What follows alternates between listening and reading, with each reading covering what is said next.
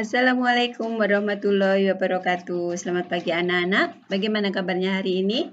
Mudah-mudahan semua selalu dalam keadaan sehat walafiat.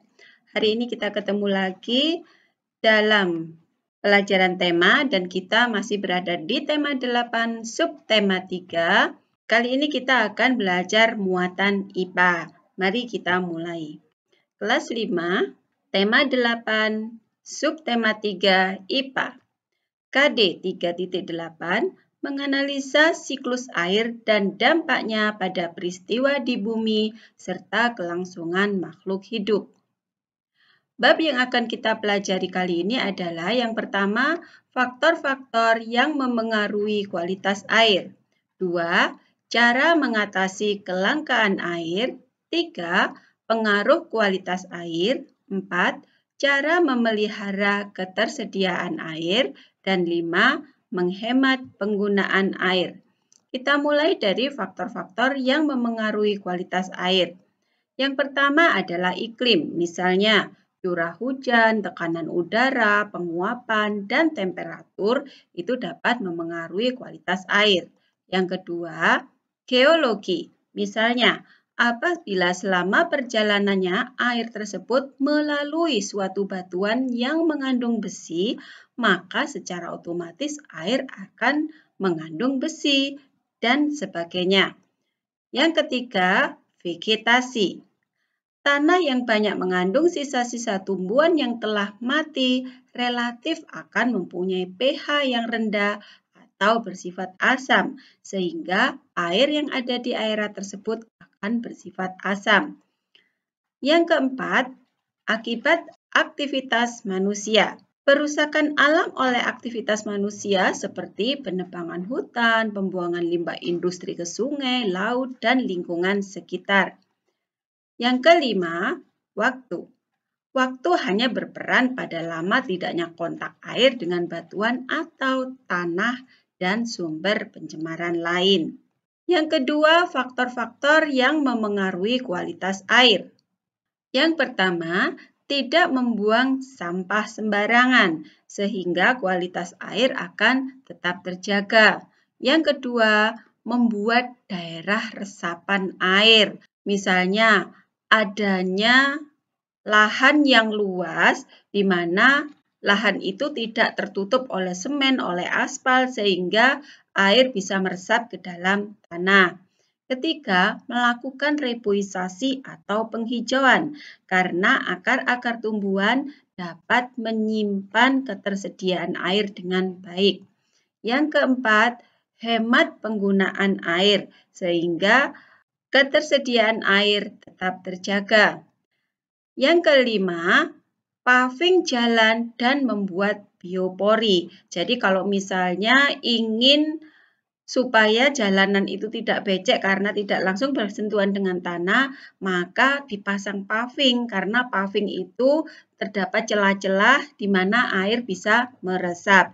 Jika di aspal atau di semen, maka tidak akan ada celah sehingga air mengalir, tidak ada yang meresap ke dalam tanah.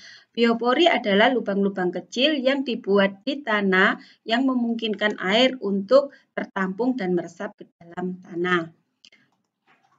Yang keenam, membuat rainwater harvesting atau pemanenan air hujan, yaitu penampungan, penyimpanan, dan pendistribusian air hujan. Yang ketujuh, konservasi lahan. Jadi, lahan yang telah rusak setelah dilakukan kegiatan penambangan atau kegiatan-kegiatan lain yang menyebabkan lahan itu rusak, dikonservasi atau dikembalikan lagi fungsinya menjadi hutan. Kemudian yang kedelapan, pelestarian hutan dan daerah aliran sungai. Jadi kegiatan pelestarian hutan di sini adalah untuk menjaga hutan tetap lestari dengan cara tidak menebang pohon sembarangan, tidak membuka lahan dengan cara pembakaran hutan, dan pengrusakan-pengrusakan yang lainnya. 3. Pengaruh kualitas air.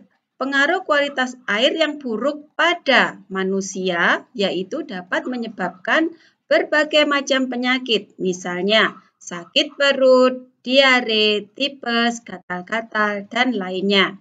Selanjutnya, pengaruh pada tumbuhan dapat menyebabkan gangguan pertumbuhan dan perkembangan pada tumbuhan, bahkan menyebabkan tumbuhan bisa mati. Pengaruhnya terhadap hewan dapat menyebabkan gangguan pertumbuhan dan kematian. Misalnya, ikan yang hidup di air laut yang tercemar, maka lama-kelamaan ikan-ikan itu akan mati. Sekarang ciri-ciri kualitas air yang baik yang layak untuk dikonsumsi adalah yang pertama, tidak berbau, kedua, tidak berwarna, dan yang ketiga, tidak berasa. Keempat, cara memelihara ketersediaan air. Yang pertama, menjaga lingkungan. Dua, mengurangi penggunaan air yang tidak perlu. Ketiga, membuang sampah pada tempatnya. Empat, meminimalisir penggunaan bahan kimia, misalnya membatasi penggunaan pestisida dan membatasi penggunaan sabun cuci. 5. Membuang bahan kimia dengan benar. Jadi kalau akan membuang bahan kimia harus diolah terlebih dahulu sampai bahan kimia itu benar-benar aman untuk dibuang ke lingkungan, misalnya ke sungai, ke laut. Yang keenam, mendaur ulang bahan bekas. 7. Mengadakan penyuluhan yang tujuannya untuk meningkatkan kesadaran pada masyarakat akan pentingnya memelihara ketersediaan air. 5. Menghemat penggunaan air. Yang pertama, gunakanlah pancuran ketika mandi dan gunakan keran yang hemat air. Jadi kalau kita mandi menggunakan gayung, maka sebagian besar air yang kita siramkan ke badan akan terbuang. Kalau kita menggunakan pancuran mandi, maka sebagian besar air akan mengenai tubuh kita saat mandi. Yang kedua, siram tanaman di pagi hari, karena ketika kita menyiram tanaman di pagi hari, maka air itu akan sempat meresap ke dalam tanah sebelum menguap oleh panas matahari. Ketiga, matikan keran ketika mencuci tangan dan gosok gigi. Jadi kalau kita akan membilas dan berkumur baru dinyalakan kembali. Keempat, bijaksana dalam mencuci pakaian. Jadi kalau kita mau mencuci sehelai sapu tangan atau sepasang baju atau pakaian atau seragam, maka cukup dicuci secara manual, tidak perlu menggunakan mesin cuci yang membutuhkan banyak air. Kelima, menyiram kloset dengan air bekas cucian pakaian. Jadi tidak menyiram dengan air yang bersih. Selanjutnya, tugas buat kalian adalah yang pertama mengerjakan tabel halaman 116.